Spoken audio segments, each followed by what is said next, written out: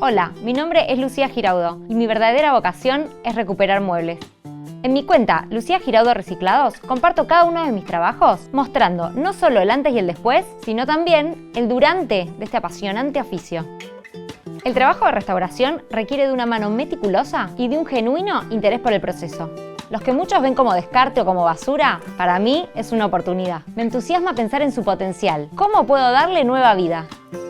Esta energía de cambio siempre me acompañó. Me apasiona aplicarla a los muebles para dar paso a nuevas oportunidades.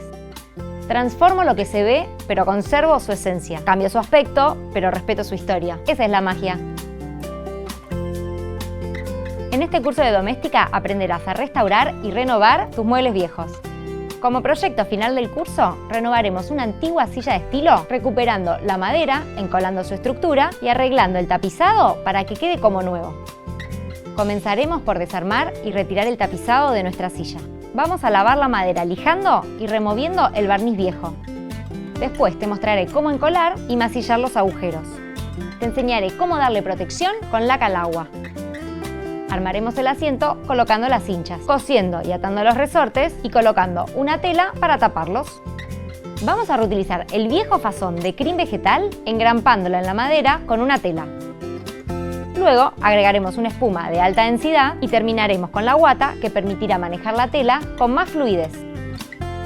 Una vez armado el asiento, colocaremos la tela y repetiremos el proceso con el respaldo. Te mostraré cómo colocar el lienzo final en la parte posterior. Finalizaremos el proyecto colocando las tachas que dan terminación al tapizado. Al finalizar el curso, habrás logrado restaurar por completo una antigua silla de estilo. No será necesario tener conocimientos previos. Con un poco de entusiasmo será suficiente. Podrás realizar este curso con herramientas que solés tener en casa. Y aunque no son imprescindibles, te facilitará el proceso contar con una engrampadora, un tiracincha y una prensa de suncho. También te hará falta grampa cenú, tachas, semillas, tachuelas, cinchas, hilo encerado, goma espuma, tela vieja, liencillo, guata, tela de tapicería y algunos elementos que conseguirás fácilmente en ferreterías.